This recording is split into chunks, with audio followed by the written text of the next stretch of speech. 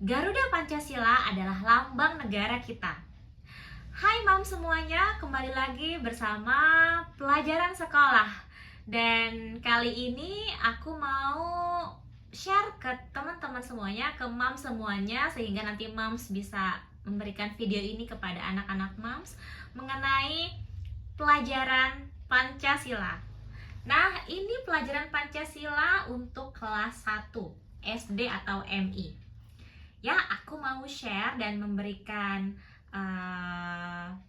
sedikit informasi ya, atau pelajaran, sehingga nanti anak-anak bisa disetelkan video ini supaya mereka bisa mendengar dan mempelajari secara tidak sadar pelajaran tentang lambang Pancasila atau lambang negara kita, yaitu Garuda Pancasila. Hai anak-anakku semuanya, dari Sabang sampai Merauke di seluruh Nusantara. Terima kasih sudah menonton pelajaran sekolah, dan kali ini aku atau Mami mau menceritakan tentang Garuda Pancasila. Silakan mendengarkan ya. Santai aja sambil rileks, ngapain sambil mendengarkan video ini. Jadi, Garuda Pancasila. Lambang Garuda Pancasila ada di banyak tempat. Lambang Garuda Pancasila ada di dinding kelas, ada juga di dinding ruang guru. Lambang Garuda Pancasila juga ada pada uang. Pada uang kita bisa lihat ada lambang Garuda Pancasila di situ. Ada pada uang logam dan ada juga pada uang kertas. Ada di situ lambang Garuda Pancasila. Nah, kamu pasti pernah melihatnya kan?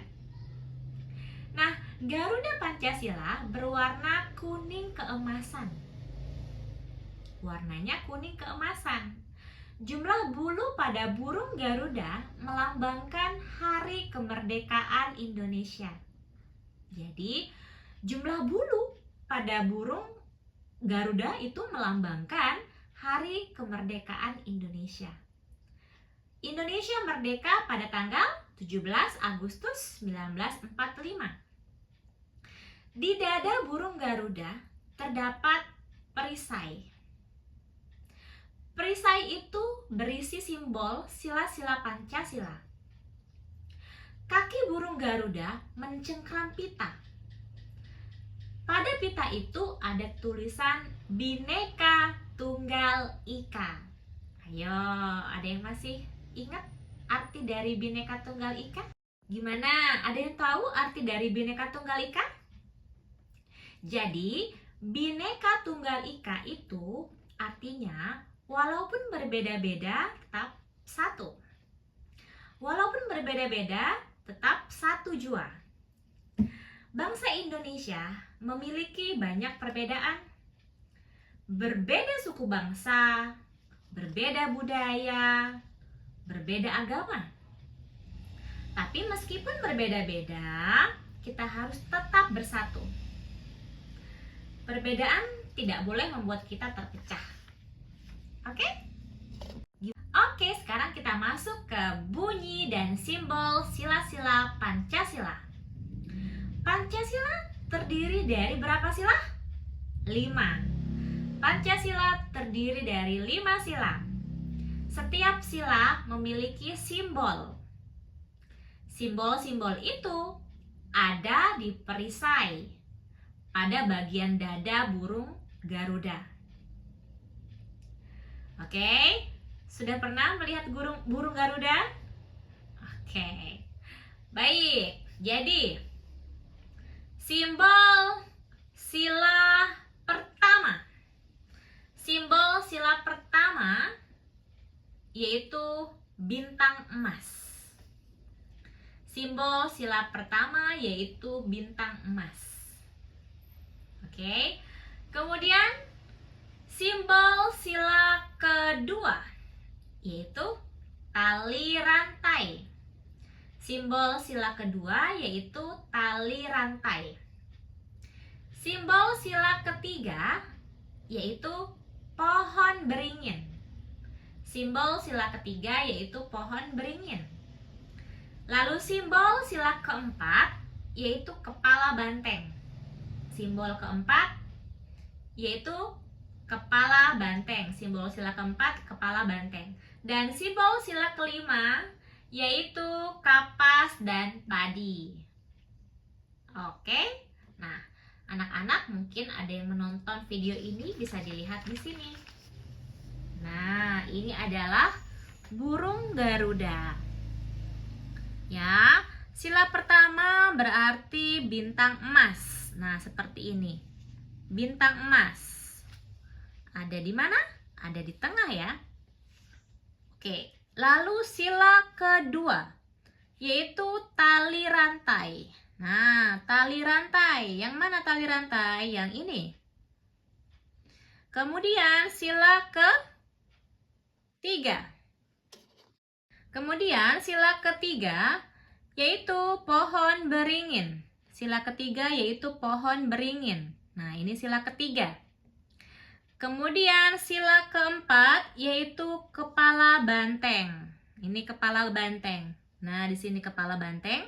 Lalu sila kelima yaitu kapas dan padi. Nah, yang ini kapas dan padi yaitu sila kelima. Nah, anak-anakku yang aku sayangi di Nusantara ini, jadi Pancasila itu ada berapa sila? Ada 5. Oke, coba kita sebutkan. Sila yang pertama yaitu ketuhanan yang Maha Esa. Ketuhanan yang Maha Esa. Lalu sila kedua, kemanusiaan yang adil dan beradab. Lalu sila ketiga, persatuan Indonesia. Yang keempat, kerakyatan yang dipimpin oleh hikmat kebijaksanaan dalam permusyawaratan perwakilan. Dan yang kelima adalah keadilan sosial bagi seluruh rakyat Indonesia. Gimana anak-anakku? Sudah hafal belum? Pancasila punya 5 sila? Hafalkan ya. Sila 1, 2, 3, 4, dan 5. Pintar. Pasti sudah hafal ya? Isi Pancasila menuntun cara berperilaku kita. Kita harus berperilaku sesuai nilai Pancasila. Simbol pertama adalah apa tadi? Bintang emas. Nah, bintang berwarna kuning keemasan. Latar belakang simbol itu berwarna hitam. Seperti ini ya. Ini sila pertama yaitu bintang emas. Latar belakangnya berwarna hitam. Oke. Kemudian simbol sila kedua Pancasila adalah tali rantai. Tali rantai. Mata tali rantai. Mata rantai berbentuk kotak dan bulat. Jumlah seluruh rantai ada 17. Tali rantai berwarna kuning keemasan. Dan latar belakang simbol berwarna merah. Nah, ini berwarna merah nih latar belakangnya. Kemudian tadi berapa? Jumlah seluruh rantai ada 17. Dan mata rantai berbentuk kotak dan bulat ya.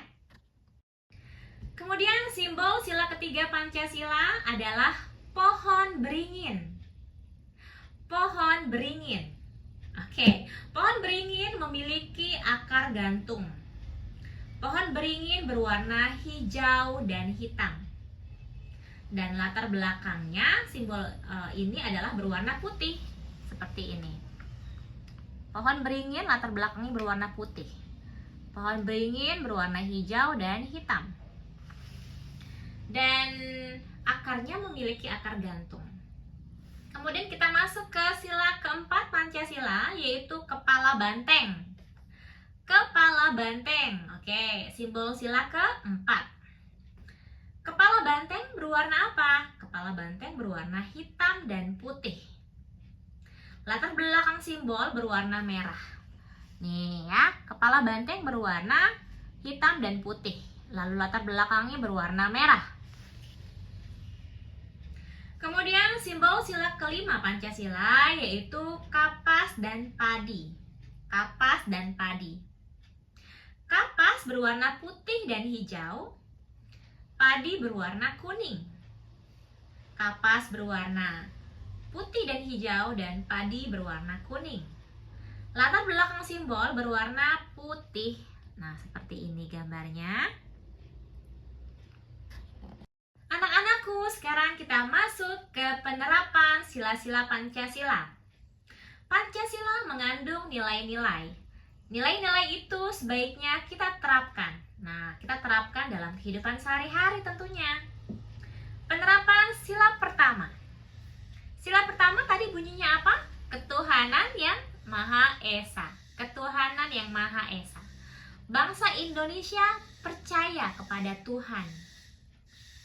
Ya kan, ketuhanan yang Maha Esa. Bangsa Indonesia percaya kepada Tuhan.